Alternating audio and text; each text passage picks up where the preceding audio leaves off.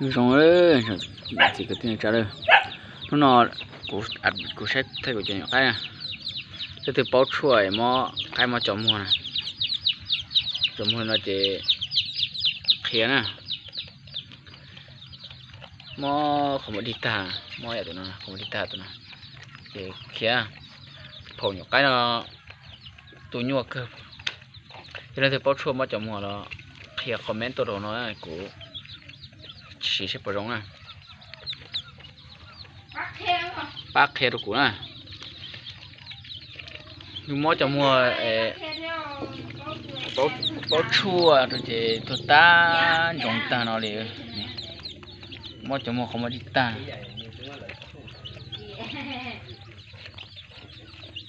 dùng nó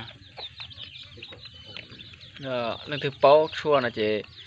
khe được cũ thia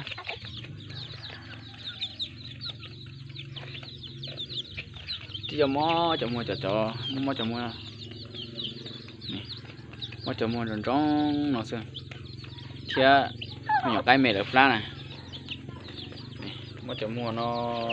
tương thế rồi mó cho mua nó cái này thì bao chua thì bạc kia nè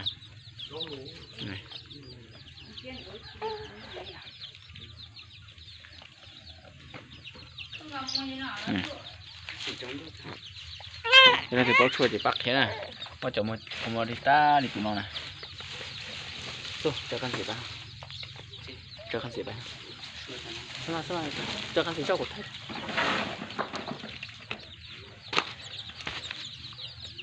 ăn xì là, còn một đi ta thì tụi nó này, đi ta chỉ bỏ kế đi bỏ kế chỉ bỏ không mua đi không, đi ta sao tụi nó là, đi ta đấy này. Ita itu nona, kemudian ita ocota đi, không cho ocota này, giờ là từ bao chua nó chỉ bạc kia nè, chúng nó ta nó nhập phân nhà cái chỉ tàu tu đua đấy, chỉ tàu bỏ đuôi này nhiều con, phổ nhỏ cái là thế bỏ, thì một chục phân nhà nó này. Ta không đi ta chỉ bỏ cái nó này nè cho nó lấy món số tụ này tụi nó lấy món dạng có thiệt trong rồi giờ nó chỉ bỏ chả đâu liền chỉ nó bắt nổ cái chỉ một chua chỉ bỏ một chua đâu liền trong rồi giờ nó xem này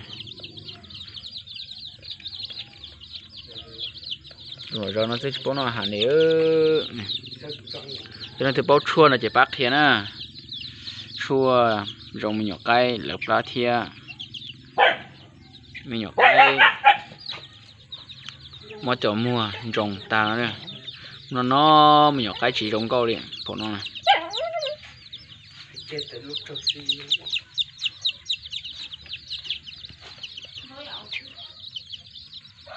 cái đó là từ bao chua là chỉ bác hết thôi nữa